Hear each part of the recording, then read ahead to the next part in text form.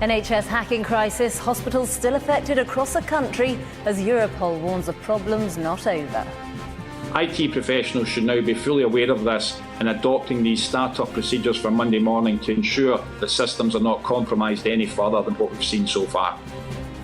Also today, Labour promises a Robin Hood tax to raise £26 billion from financial transactions. The Shadow Chancellor insists it's not about punishing anyone. The Tories promise action to tackle the housing crisis with new plans to buy up unused land for social housing.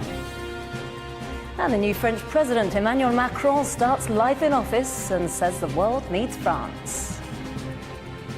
In sport, Hull are relegated from the Premier League and Liverpool lead 4-0 at West Ham. And good afternoon. Health services across the country are still being disrupted by Friday's cyber hacking attack, which paralysed millions of NHS computer files. The European policing agency Europol has told Sky News that the worldwide attack hit at least 100,000 organisations in 150 countries and says the problems could escalate tomorrow morning as the working week begins. It's unprecedented. It's beyond anything that we have seen before. The centre a national search as to what to do to prevent this. IT professionals should now be fully aware of this and adopting these start-up procedures for Monday morning to ensure that systems are not compromised any further than what we've seen so far. Well, let's go live now to the Royal London Hospital, part of the Barts Health NHS Trust, and our correspondent Ashish Joshi. And Ashish, just talk us through how exactly are they being affected there? They've been severely affected here. The hospital is open on organisations across the country and across the world. OK, thanks very much there, Ashish. That's the latest in central London. But how are patients being affected up and down the country? Well, Sky's Tom Parmenter is at the Lister Hospital in Stevenage. And Tom, bring us up to date with the situation there. Another very fraught day at this hospital, one of the few that are still really grappling with major IT problems. Big delays for patients in most of these trusts that are dealing frantically to try and get these issues sorted out as quickly as possible. OK, thanks very much, Tom. We're just going to bring you some latest pictures now from Paris, where the new president, Emmanuel Macron, has arrived at the town hall to meet the mayor. The 39-year-old, of course, has now become the country's youngest leader since Napoleon Bonaparte in 1804. He said the world needed France. Well, meanwhile, a hacker has told Sky News how he was able to access an NHS hospital's computer. In less than an hour, he says he was able to see anything on the hospital's server, including patient data. We disguised his identity in this report by Sky's Joe Tidy. We still don't know who hacked into the NHS, but we do know someone who's done it before, instead of holding it to ransom. Joe Tidy, Sky News. Let's get more on this story now. Gavin Millard is Technical Director at Tenable Security, a company that provides a range of solutions to safeguard companies. He joins us now from Cambridge. Thanks very much for joining us, Mr. Millard. Lots of people were told to turn off their computers on Friday night when this all unfolded. What kind of thing are they going to be experiencing tomorrow morning when they get back to work? Well, hopefully over the weekend, a lot of organisations have helpfully patched the vulnerability MS17010 that's been targeted by this ransomware. If they haven't, unfortunately, there may be another iteration of this ransomware released that could infect their systems. Yeah, and we've heard from Europol that there is likely to be more problems tomorrow. What kind of organisations are these hackers wanting to target? And could the NHS be vulnerable again? Well, for a start, it's indiscriminate. So it's really looking for systems that are vulnerable to this style of attack. The NHS wasn't specifically targeted, unfortunately, because of some of the legacy systems that they have there. It was an easy area for the ransomware to infect. And, I mean, is there any way that people can protect themselves? What's the key to blocking hackers? Yeah, so with WannaCry, this particular piece of ransomware, there's two main pieces of advice. First off, they should not allow inbound connections to their system from the internet, specifically SMB, which is on port 445. But really the most effective method of stopping this from getting into their environment is by patching that vulnerability, MS17010, which is a free patch from Microsoft that covers all of their different operating systems that are affected by this. And do you think there needs to be a more unified strategy from governments across the world? I think there needs to be a unified strategy around improving the overall security in large organizations. Unfortunately, this has exposed the fact that organizations were quite slow to react to these patches being released by Microsoft. Once Microsoft release a patch or any other vendor release a patch, there needs to be a quick response to this and patch these systems as fast as possible. And this was one of the biggest attacks that we've seen. I mean, it went worldwide. Do you think this is just the start of something now? Do you think this is going to become more common, if you like, over the next few months and years? Well, I think it's been quite successful for the attackers, although they've only netted around about $50,000 so far. It won't take very much for them to actually take this code, change it to be effective again. The kill switch that's been discussed was effective at slowing this ransomware from spreading, but it'd be very easy for them to remove this kill switch and then re-release it again. I think in this particular case, this ransomware could be around for a very long time until organizations have removed the vulnerability that it exploits. OK, Mr Millard, thanks very much from Cambridge there. Appreciate your time.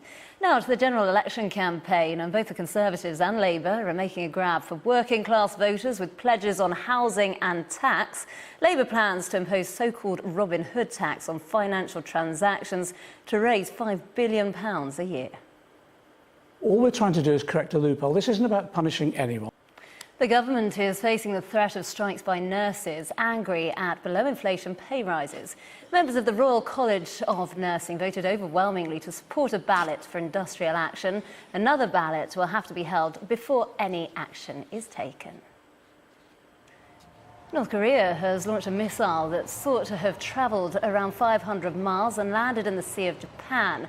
US Military Pacific Command confirmed it had tracked the flight, but said it didn't think it was an intercontinental ballistic missile. It's the sixth missile launched since Donald Trump's inauguration and the first since the new Liberal president took office in South Korea last week. An expert from Leeds University says Kim Jong-un's actions are aggravating all of his regional neighbours.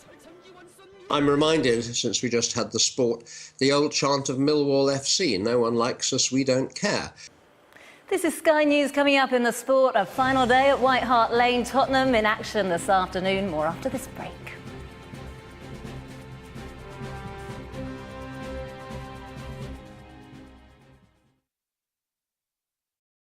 Brand new Jamestown continues Friday at 9 on Sky One, also available in Ultra HD. And if you've missed the women causing a stir in Jamestown, episodes 1 and 2 of the critically acclaimed drama are available now on Catch Up TV.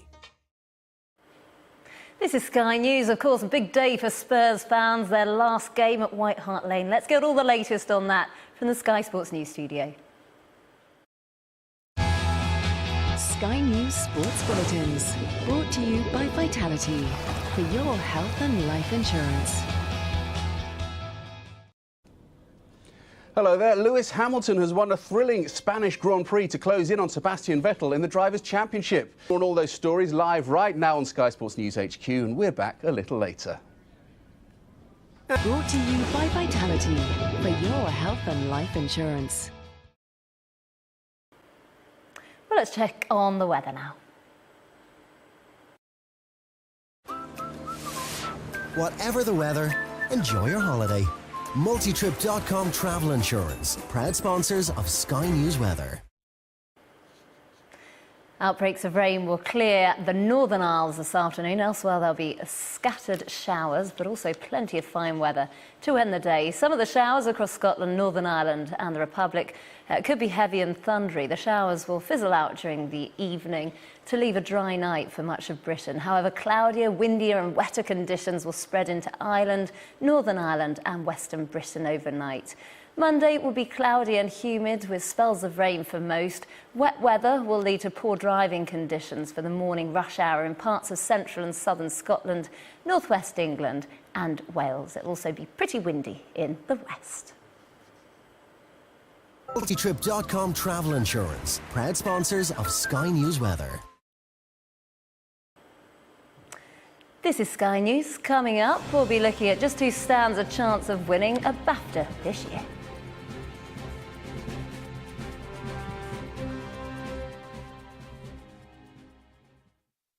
The running continues tomorrow, live only on Sky Sports. You're watching Sky News. A look now at the world of new technology. Here's Swipe.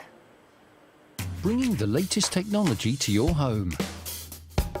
The Swipe Report on Sky News is sponsored by Currys PC World and Canary.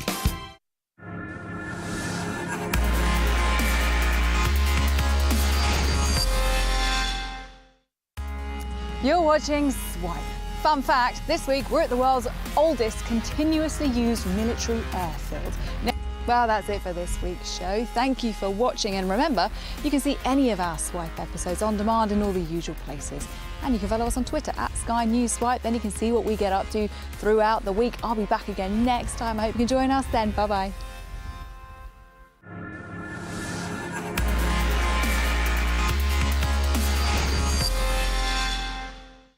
Bringing the latest technology to your home. The Swipe Report on Sky News is sponsored by Currys PC World and Canary. Now, the best of television will be honoured tonight at the British Academy Television Awards. Former Bake Off star Sue Perkins will present the awards at London's Royal Festival Hall. Our arts and entertainment correspondent Katie Spencer has more. Standout television BAFTA nominees that have never actually been shown on TV. Katie Spencer, Sky News. And Sky News has been nominated for a TV BAFTA. Difficult to believe that this is Aleppo province. It's a world away from the death and mayhem just south of here in Aleppo city. And this is what the Turkish authorities wanted us to see. And we're shortlisted for the news category for Alex Crawford's special report, Sky News Tonight, Aleppo, Death of a City. This is Sky News. Coming up, it's a big day for Spurs fans. They're currently playing their last game at White Hart Lane against Manchester United. They're 1-0 up at the moment. We'll have the latest here after the break.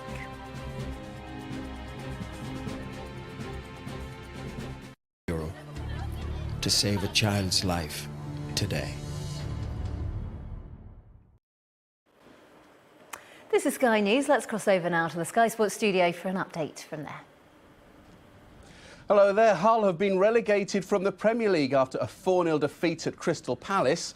There's more on all those stories live right now on Sky Sports News HQ, and we're back a little later.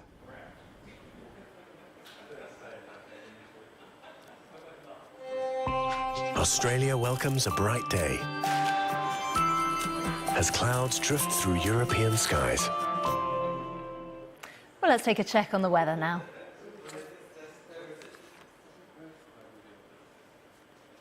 There'll be outbreaks of rain. Those will clear in the Northern Isles this afternoon. Elsewhere, there'll be scattered showers, but also plenty of fine weather to end the day.